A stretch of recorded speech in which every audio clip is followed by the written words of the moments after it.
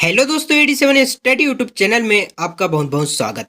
दोस्तों, आज की इस वीडियो में मैं बात करने वाला हूं त्रैमासिक परीक्षा की दृष्टि से महत्वपूर्ण मॉडल पेपर ले चुका हूं दोस्तों, कक्षा 10वीं विषय हिंदी। दोस्तों, वीडियो में अंत तक बने रहें। यदि आपने अभी तक हमारे चैनल को सब्सक्राइब नहीं किया तो चैनल को सब्सक्राइब कर बेल आइकन प्रेस कीजिएगा। ठीक है दोस्तों, यह वह मॉडल पेपर है, इसमें ऐसे ऐसे प्रश्न है जो कि हर बार परीक्षा में पूछा ही जाता है। ठीक है दोस्तों, तो दोस्तों प्रश्न देखते हैं हम। दोस्तों, ऑब्जेक्टिव मैं नेक्स्ट वीडियो में प्रोवाइड कराऊंगा। अभी दोस्तों यह सिर्फ प्रश्न नंबर 6 से पूछा जाएगा इस पे, तो वीडियो में अंत तक बने रहें और ज़्यादा से ज़्यादा दोस्तों को यह वीडियो शेयर कीजिएगा। तो दोस्तों, हमारा क्वेश्चन नंबर 6 है, उद्धव के व्यवहार की तुलना किस किस से की गई लिखिए। सेकंड है दोस्तों, परशुराम के क्रोध करने पर राम और लक्ष्मण की जो प्रतिक्रियाएं हुई उनके आधार पर दोनों के स्वभाव एक विशेषताएं अपने शब्दों में लिखिए। ठीक है दोस्तों,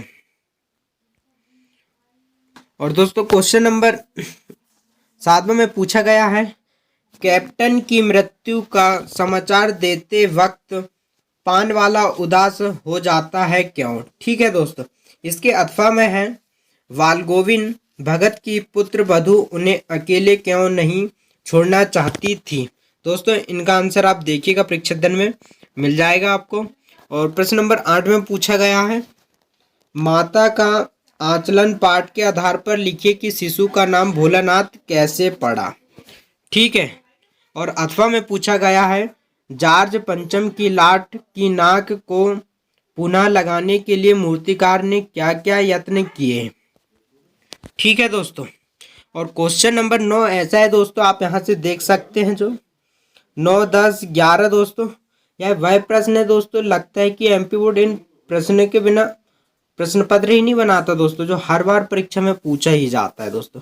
ऐसे प्रश्न हैं दोस्तों, जो देखिएगा आप, तड़पता भड़पता प्रश्न है दोस्तों। प्रश्न नंबर 9 में पूछा गया है, भक्तिकाल की कोई दो विशेषताएं लिखिए, कहानी और उपन्यास में कोई दो अंतर लिखिए, गीति का छंद की परिभाषा लिखिए। दोस्तों, यह प्रश्न को आप घोल कर पी जाइए, क्योंकि हर बार परीक्षा में पूछा ही जाता, 9वीं से लेकर 12वीं तक के प्रश्न पत्र में यह प्रश्न देखने को मिलता ही है। ठीक है दोस्तों, आप यहाँ पर देख सकते हैं, हरि गीति का छंद की परिभाषा लिखिए, महाकाव्य और खंड काव्य में कोई दो मुख्य अंतर लिखिए। दोस्तों, ये तो ऐसा प्रश्न है 9वीं 10वीं 11वीं 12वीं प्रश्न पत्र में देखने को मिल ही रहा है दोस्तों। यहाँ पे आप देख सकते हैं 9, 10, 11 ये वेरी इंपॉर्टेंट प्रश्न है दोस्तों, 12 भी। ठीक है, इनको आप ध्यान से पढ़िएगा, एमपी बोर्ड इनके बिना तो पेपर बनाता ही नहीं लगता है।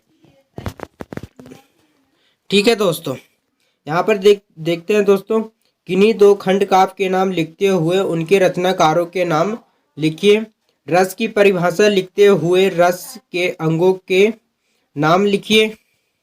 दोस्तों, इसके अथवा में है, वीर रस की परिभाषा लिखते हुए एक उदाहरण लिखिए।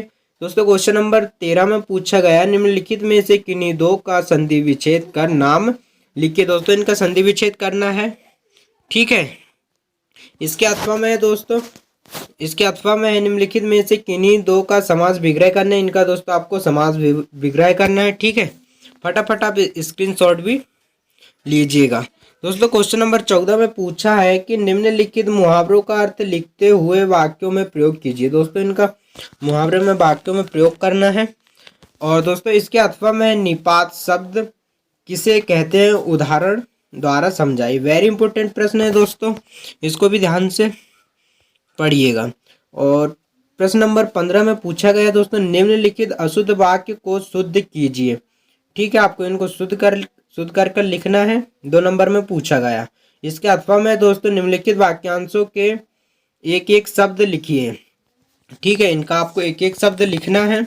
और दोस्तों, प्रश्न नंबर 16 दोस्तों, ये भी ऐसा प्रश्न है जो हर बार आपको प्रश्न पत्र में देखने को मिलेगा, चाहे 9वीं 10वीं 11वीं 12वीं सभी कक्षा में यह प्रश्न आपको देखने को मिलता है। दोस्तों, यह है, सूरदास अथवा जयशंकर प्रसाद जी की कोई दो रचनाएं लिखते हुए उनकी काव्यगत विशेषताएं लिखिए।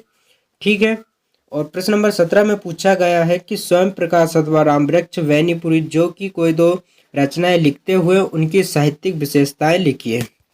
और प्रश्न नंबर 18 में पूछा गया है कि निम्नलिखित में से किसी एक विषय पर अनुच्छेद लिखना है। दोस्तों इस पर अनुच्छेद लिखना है दोस्तों, ठीक है। योग का महत्व या मोबाइल फोन का लाभ या हानि पर लिखना है, ठीक है। दोनों में से हम किसी एक पर लिख सकते हैं दोस्तों, या फिर इसके अथवा में है दोस्तों नेताजी का चश्मा पाठ का उद्देश्य लिखिए, ठीक है। उसको भी आप ध्यान से देखिएगा। फिर प्रश्न नंबर 19 में पूछा गया कि निम्नलिखित आवृत्त गद्यांश को पढ़कर पूछे गए प्रश्नों के उत्तर दीजिए, ठीक है। तो दोस्तों आप यहाँ पर स्क्रीनशॉट लीजिएगा और इसको एक बार ध्यान से पढ़िएगा और इसके आंसर दीजिएगा, ठीक है। और प्रश्न नंबर 20 में पूछा गया निम्नलिखित काव्यांश का संदर्भ प्रसंग साहित्य भावार्थ लिखिए, ठीक है। तो इसको भी दोस्तों आप स्क्रीनशॉट लीजिएगा और परीक्षा ध्यान से इसका आंसर ढूंढकर पढ़िएगा। और प्रश्न नंबर 21 में है निम्नलिखित गद्यांश के संदर्भ प्रसंग साहित्य व्याख्या कीजिए, ठीक है। और प्रश्न नंबर 22 में पूछा गया दोस्तों अपने प्रचार महोदय को शाला शुल्क मुक्ति हेतु आवेदन पत्र लिखिए। इसके अथवा में वार्षिक परीक्षा की तैयारी के संबंध में अपने पिताजी को पत्र लिखना है। और प्रश्न नंबर 23 में पूछा गया है दोस्तों निम्नलिखित में से किसी एक विषय पर 100 से 120 में सारगर्भित निबंध लिखिए, ठीक है। विद्यार्थी जीवन और अनुशासन, पर्यावरण प्रदूषण एवं निधन और स्वच्छ भारत अभियान, मेरा खेल प्रिय, ठीक है दोस्तों।